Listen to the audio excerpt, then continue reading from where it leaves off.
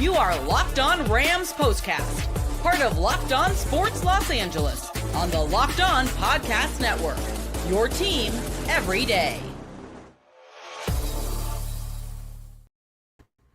Woo, it got a little dicey late.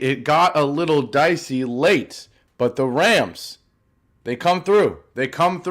On the East Coast with a 28-22 win at the New England Patriots. Stafford, stellar. Cooper Kupp, stellar. Puka Nacua, stellar. And the defense good enough against a feisty Drake Maye and company for a big-time win. What's going on, Ramley? And welcome back to the latest edition of the Locked On Rams Postcast, coming at you live, as always, on the Locked On Sports Los Angeles YouTube channel and after the fact, wherever you get the Locked On Rams audio podcast feed. If you don't know who I am, hello everybody, I'm Gavin Carlson, former credentialed journalist in the LA area, specifically covering UCLA sports, as I fix my camera here, specifically covering UCLA sports, UCLA football, and whatnot with the Daily Bruin, but now a part of the Locked On Podcast Network. I'm rocking the shirt today. Just felt like repping the brand. So part of the Locked On Podcast Network, where it is your team every day. Of course, our team is the Rams. And boy, like I said, it got dicey there late.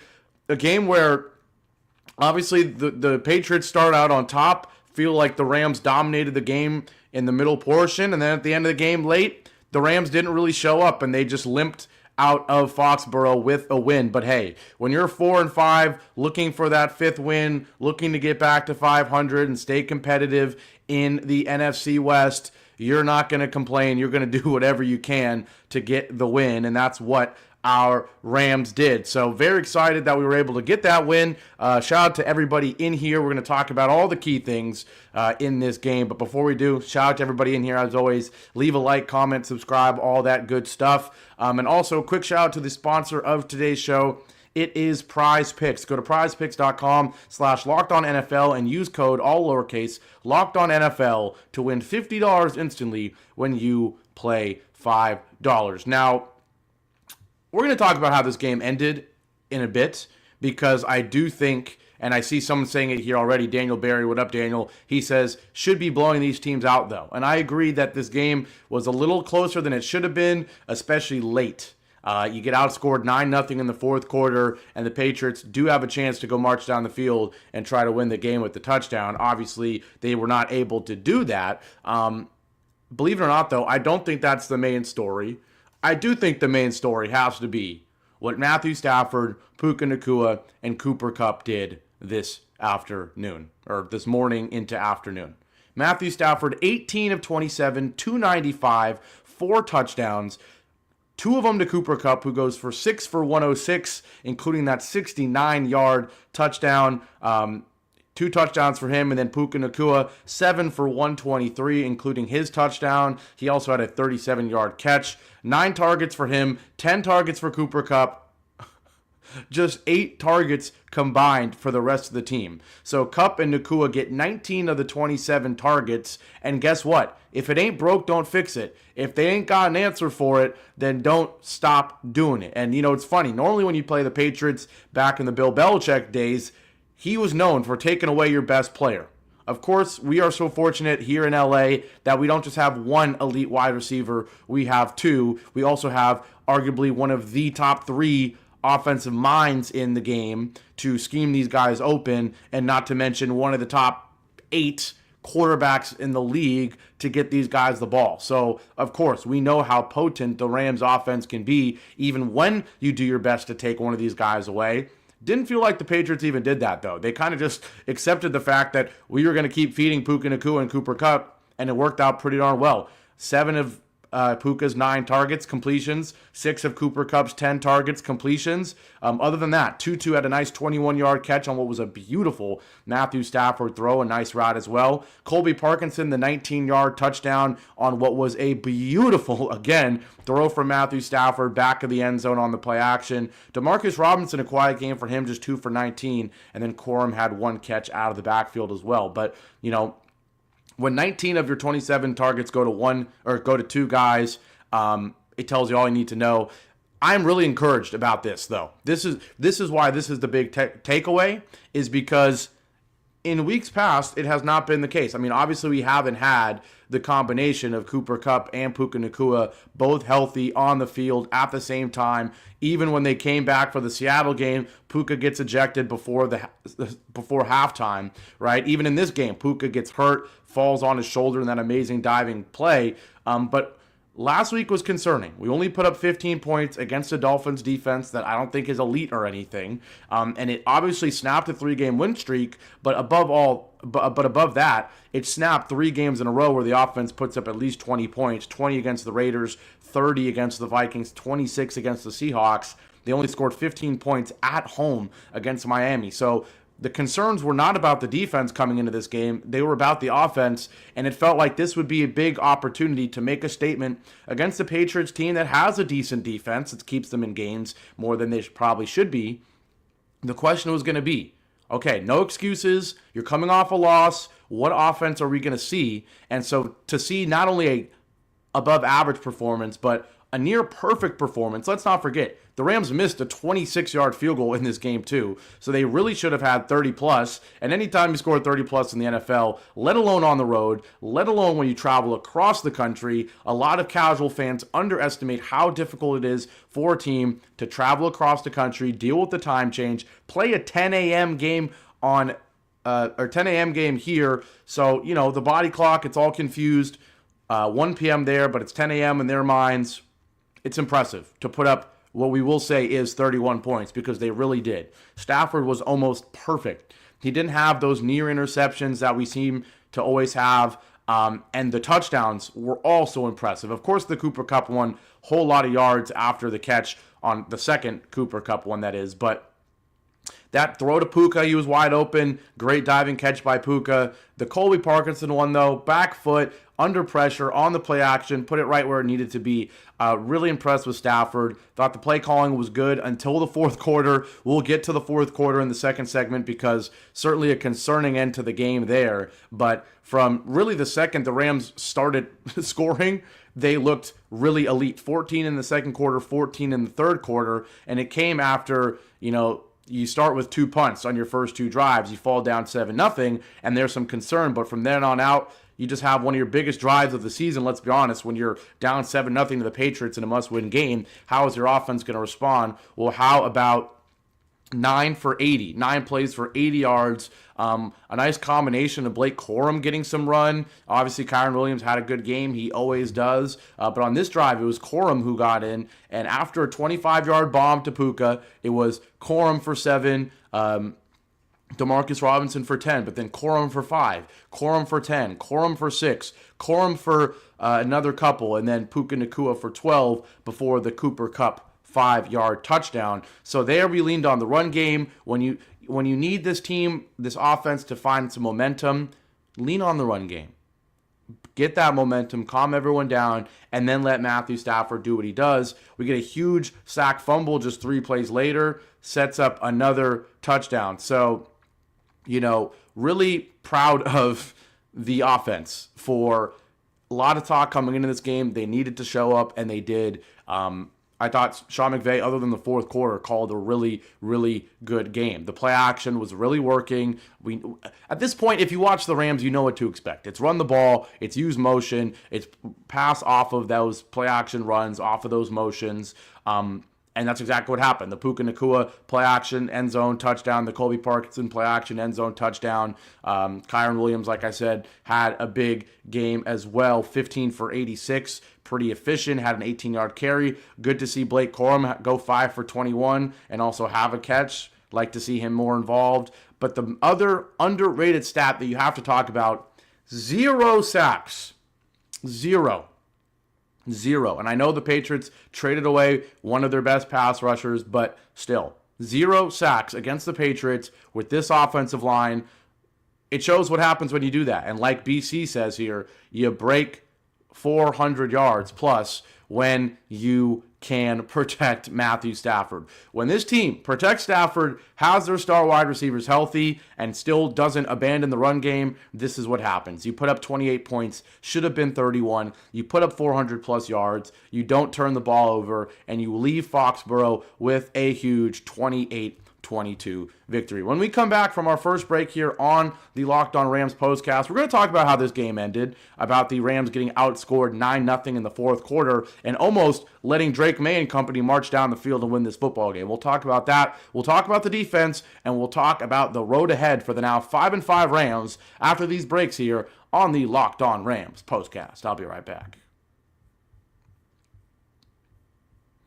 Now, today's show is brought to you by 5 Hour Energy. Our friends over at 5 Hour Energy know that being a passionate football fan isn't just a hobby, it's a way of life. Amen. It takes a lot of energy to power through all day tailgates, touchdown celebrations, or an agonizing second overtime, which is why they've created the Stand the Fan 5 Hour Energy Shot with a special flavor called Fan Fuel. The energy shot made just for super fans like you. The fans who are first in the parking lot and who are last to leave. We see you. You know, you can probably tell by, everyone always tells me my eye bags, oh, I look really tired. I'm tired way too often. I don't sleep well, and I use a lot of caffeine, and I use a lot of 5 Hour Energy to help me out. 5 Hour Energy knows that no matter what team you root for, being a fan requires heart, soul, and a whole lot of energy. Whether you're prepping for the big tailgate or ironing your jersey, your game day to-do list is always miles long. That's why the limited edition Stand the Fan 5 Hour Energy Shot is here to help keep you fueled throughout the season. What's your fan fuel this week? Whatever it is, do it with a 5 Hour Energy. Available on 5hourenergy.com and shipped nationwide. And today's show is also once again brought to you by Prize Picks. What is Prize Picks? How do you not know by now? I don't know. I certainly know, and I'm going to tell you, it is the best place to get real money sports action going. With over 10 million members and billions of dollars in awarded winnings, Prize Picks has made daily fantasy sports accessible to all. You just pick more or less on at least 2 players for a shot to win up to 100 times your cash. Run your game all season long with Prize Picks. I love Prize Picks because, you know, maybe not for the Rams, because the Rams, I'm invested. But if I'm watching a game where I'm kind of interested but not super into it, you go on Prize Picks, you pick a couple players that you think are going to do well or do poorly, and now you've got money on it, you've got invested interest into it, and you are going to be locked into the game, and it's just more fun. That's the point. Of course, you want to try to win, but it's more than that. It's about the added adrenaline of, you know, knowing you have, you know, maybe not your favorite team on, but now you've got money on it, you've got players that need to do well. So what do? Download the app today and use code LOCKEDONNFL to get $50 instantly after you play your first $5 lineup. Again, download the app today, use code LOCKEDONNFL to get $50 instantly after you play your first $5 lineup. Prize Picks, run your game. Back here live, the Locked On Sports Los Angeles YouTube channel. This is the Locked On Rams Postcast as our Rams survive in Foxborough with a 28-22 win against the New England Patriots to move to 5-5, right back in the thick of the playoff race. We knew this was a must-win game, especially with a huge Sunday night game at SoFi against the Eagles next week. So you needed this win. You moved to 5-5. You're right. I mean, obviously about as middling as you could be in a season at 5-5. We already talked about the stellar performance from Matthew Stafford, 295 and 4 touchdowns. He completes 18 of his 27 passes. 13 of his 18 completions go to Puka Nacua or Cooper Kupp. Puka Nacua 7 for 123 and a touchdown on his 9 targets. Cooper Kupp 6 for 106 and 2 touchdowns on his 10 targets. Kyren Williams, like I said, 15 of 86 on the ground. Corum added 5 for 21 as the Rams gain over 400 yards of total offense. And they missed a chip shot, 26-yard field goal. Joshua Carty, what the heck, man. So really should have been 31 for the Rams. Now we're going to talk about how this game ended, because the Rams scored 28 points in 2 quarters. Not only did they have 2 punts in the first quarter and were shut out then, not only did they miss a field goal at the end of the second quarter, but they also didn't score at all in the fourth, and they still put up 28 points.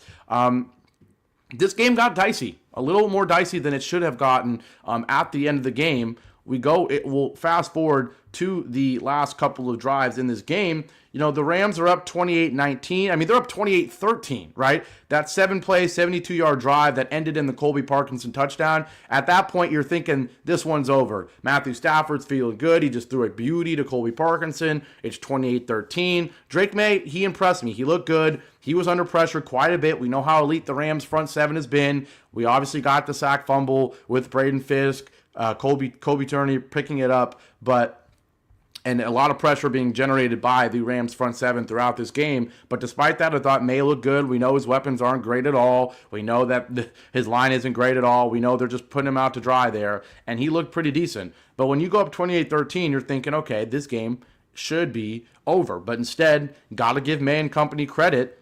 10 plays, 70 yards in 5 minutes and 45 seconds, which ends with a 4-yard touchdown to Lowe. And then, fortunately, the Rams block the extra point. At this point, you're still thinking the game's over, right? Because it's a 2-score game. You let them march all the way down the field, which is frustrating. At the end of the third, going into the fourth, you give up a touchdown, which is frustrating, but you block the extra point. Shout out to, who was it again? I'm blanking. Yeah, it was Michael Hoyt. Shout out to him, blocks the extra point. You're still up 2 scores with 28-19. And you're like, okay, you're up 2 scores. You're in the fourth quarter. You're going to run, 4 minutes off the clock. Even if you don't score a touchdown, even if you don't even score a field goal. You milk 4 minutes off the clock, you get it down to 6 minutes in the game, up 2 scores, you're going to be fine. But what did the Rams do? The only thing you can't do, they go 3 and out with an incomplete pass. They only waste 1:42, and they punt the ball right back to the Patriots. Frustrating. Then they let the Patriots march down the field, 13 plays, 66 yards. Once again, Drake Maye deserves a lot of credit. They were finding the right combination of dink and dunk. They had the 21-yard pass to Kendrick Bourne, but also short passes to Jermichael Hasty and to Austin Hooper and Ramondre Stevenson and Keyshawn Boutte. Just a lot of dink and dunk from Drake Maye. Got to give him his credit for not forcing anything. They march all the way down, get to the 19 of the Rams. It's 4th and 1, and thank goodness for a false start there, because very easily the Patriots can get that first down with just under 5 minutes to go in the fourth. They score a touchdown, and it's a less than a field goal game. Fortunately, we hold them to 3. They kick a 42-yarder, and so then you're still thinking, okay, Rams up 6, under 5 minutes to go. At the very least, they're going to milk 4 minutes or something, and maybe Drake Maye will have 50 seconds to try to score a touchdown, but preferably the Rams go get a field goal. But no. Very questionable play calling, in my opinion, on this drive. And it started out really well. Stafford to Kupp for 18. You get a 2-yard run from Kyren, a 5-yard run from Kyren, and then on 3rd and 3, Stafford hits Nacua for a first down. And right there at that moment, you think the game is won. 2:37 to go, 1st and 10. Patriots call a timeout, and I am screaming, don't get cute. Don't get cute. I like when this team at times gets cute. Everyone thinks they're going to run. Instead, they run a quick screen or something, or a jet sweep. And it's a safe play where you're still not going to have an incomplete pass. You're still not going to risk having the clock stop, but it's not just a run up the middle. Maybe it's a quick screen or a jet sweep. But not here. They got even more than cute. They just ran a basic stick concept. If you don't know what that means, you're expecting there to be a zone. They have DeMarcus Robinson run a stick route, which is he just runs, finds a soft little area in the zone, turns around, he's wide open for like a 5-yard gain. And yes, it's a very safe throw if you get it off. The problem is, this Patriots defense, maybe this team isn't great, but it's a decently coached defense with Jerod Mayo and just the culture they have there. They know what to do. If it's a pass, you know it's not going to be a 40-yard bomb. You know it's going to be a quick, short throw. Get those hands up, and that's exactly what happens. Stafford tries to hit DeMarcus Robinson on the stick concept, and it gets batted down. So the Rams give the Patriots a free timeout. So frustrating. If you run the ball there, then either the Patriots are going to have to use their second timeout, or this runs all the way to the 2-minute warning. But instead, you throw an incomplete pass, you give New England a free timeout, then you hit Kupp for 4, it's 3rd and 6,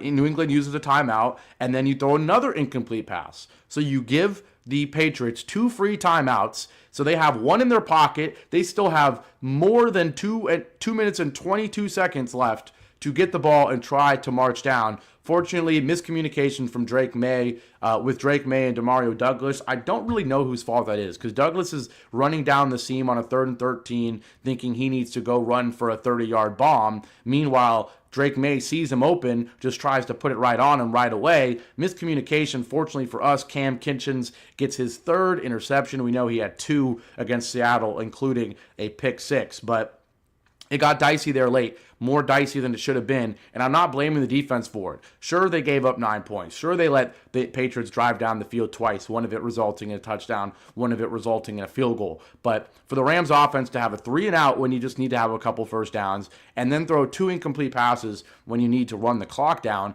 that, in my opinion, is more concerning than the defense giving up 9 points when you're up 2 scores. So, didn't love that, but the good news is, still feeling better about the offense coming into today than I did before the game. I feel better about the offense now than I did coming into the game. I wasn't doubting that they were going to have a good performance, but you still need to see it to believe it, and we were able to see it. Yes, like Jason is saying here, he says, I agree 100%. Let me put it up there. Terrible end of game play calling for us. We should have just sealed it and ran the clock out. Yeah, and you know what I will say, Jason, is there you go. Minus us winning, absolutely. What I will say, though, is like I said, I like when teams get creative, and instead of just running it up the middle for 1 yard when everybody knows you're going to run, get creative. Run a jet sweep, run an end around, run a read option, something like that. Or if you're really bold but confident, and the Rams do it very well, run a quick wide receiver screen where you snap, immediately throw it to Kupp in the behind the line of scrimmage, because that has a 90% probability of being completed, right? It's behind the line of scrimmage. There isn't even an opportunity for it to be batted down. The second you're throwing the ball past the line of scrimmage, there's always a 5% chance it's going to get batted down, minus, not even factoring in the chance that it's an incomplete pass for other reasons, right? So unnecessary risk there. And then also, I didn't even really mention it enough, but yeah, your 3rd and 6 call is a 30-yard bomb down the sideline to Puka Nacua.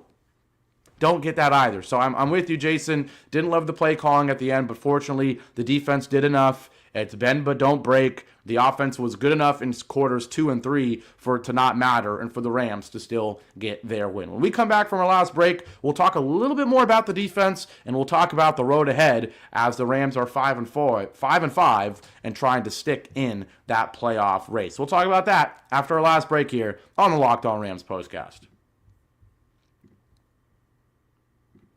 Today's show is brought to you by Omaha Steaks. Nothing delivers comfort and joy quite like the unrivaled quality and taste of Omaha Steaks. This year, skip the holiday hustle and bustle and save 50% off gourmet gifts site-wide at omahasteaks.com. Plus, get a $30 reward card when you shop early and score an extra $30 off with promo code NFL. With 5 generations of experience, they consistently deliver the world's best steak experience, and the gifting experts at Omaha Steaks have made it easy to deliver the perfect gift with thoughtfully curated gift packages starting at $89.99. From legendary steaks to mouth-watering desserts and more, save 50% off site-wide at omahasteaks.com. Plus, our listeners get an extra $30 off with promo code NFL and a $30 reward card when you shop early. That's 50% off at omahasteaks.com and an extra $30 off with promo code NFL. Minimum purchases may apply. And finally, today's show is brought to you by FanDuel. Get ready to tackle the NFL action with FanDuel, America's #1 sportsbook, because right now, new customers can bet $5 and get $150 in bonus bets if you win. The FanDuel Sportsbook app gives you everything you need to place live bets on the NFL all in one place. So when you get a hunch in the middle of the game, you can check out the latest stats, view live play-by-play, and so much more on the same page where you place your bets. Just visit FanDuel.com to join today. You'll get started with $150 in bonus bets if you win your first $5 bet. That's FanDuel.com. Never waste a hunch and make every moment more with FanDuel, an official sportsbook partner of the NFL.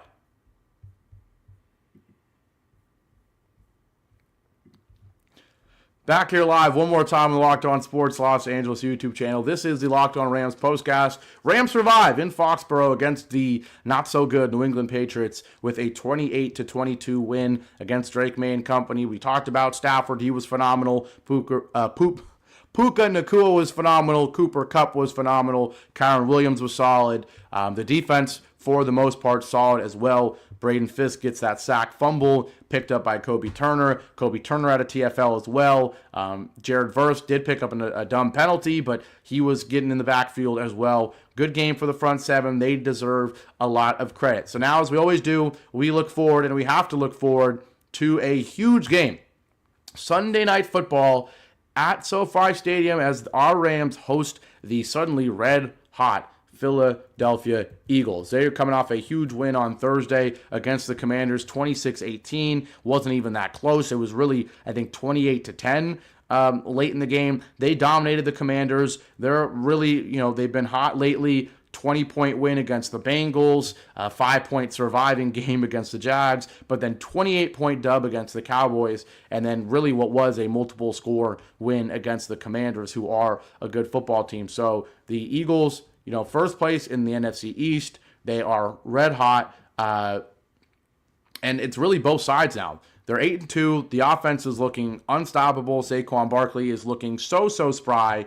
Jalen Hurts up and down at times, but when you have receivers as talented as they do, and he is still a talented quarterback, it is one of the best offenses in the NFL, certainly, and their defense is getting better. We know how amazing Quinyon Mitchell has been as a rookie cornerback for them. We'll see if they have him on Puka or Cooper in this game. I think they'll have him on Puka on the outside, so I think our best bet is Cooper Kupp in the slot, getting some stuff done. Also, hopefully, we could run the ball against them and get some pressure on Jalen Hurts. But it's going to be a huge game. I don't know if we're going to win. I'm sure we'll be slight underdogs despite being the home team. And then now, my second team, the New Orleans Saints, I'm going to say we here. Sorry, but we, as in the Saints, suddenly we've won 2 in a row. We kicked the Browns' butt.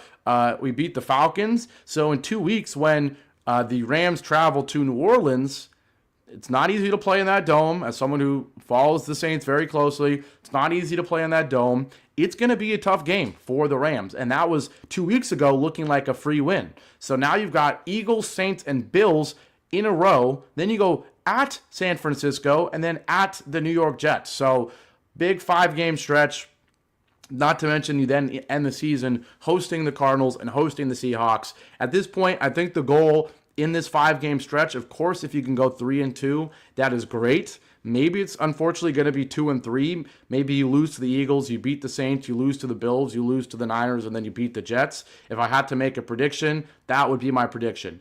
Lose to the Eagles, beat the Saints, lose to the Bills, lose to the Niners, beat the Jets. So you go 2-3 in your next 5. You fall to 7-8 with the Cardinals and Seahawks ahead. The good thing is the whole division is in front of you at that point. Hopefully the Cardinals aren't, winning every game between now and then, to where all you need to do is beat the Cardinals, beat the Seahawks, and you could maybe even win the NFC West at 9-8. It's been that type of year. Of course, the Niners are playing the Seahawks right now. It says it's 7-6 Niners midway through the second quarter there. So we're going to keep our eye out for that one. Of course, a big game in the NFC West. Both teams, I forget the records of both teams, so I will check really quickly. Niners 5-4, Seahawks 4-5, and we did beat the Seahawks.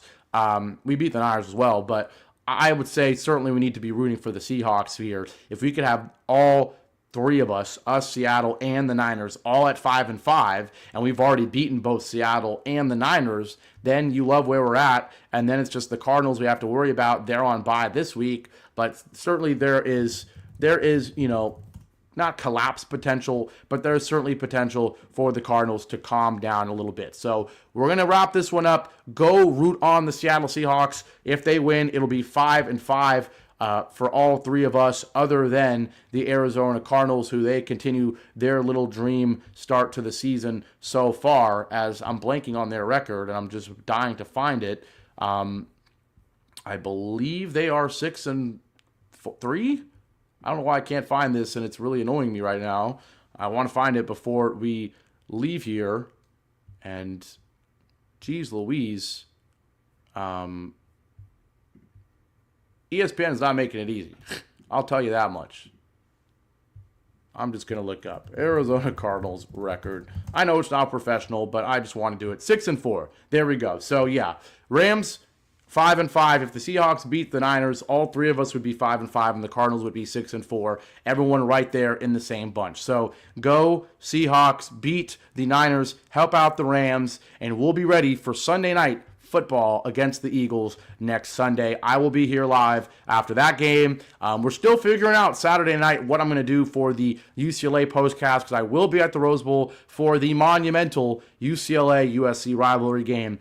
So we might be doing the show from the parking lot. We might be doing the show 30 minutes later than normal, staying for the whole game, driving home, and then doing the show. We'll see. A lot of different ways this one could go. The one thing is that game's going to end at like 10:30, so I know there's not going to be many people in there live anyways. But we're going to figure that out Saturday. Regardless, there will be a postcast then, and there will be a postcast Sunday night after our huge showdown for the Rams against the Eagles. But with all that being said, I'm Gavin Carlson. Rams win 28-22. Have a great rest of your Sunday. Go Seahawks, and I'll see you guys Saturday and Sunday for more football postcasts right here on the Locked On Sports Los Angeles YouTube channel. Leave a like, comment, subscribe if you haven't already. Comment right now, will the Rams beat the Eagles? Let me know your predictions, but we're going to sign off. Whose house? Rams house. Have a great weekend. Take care.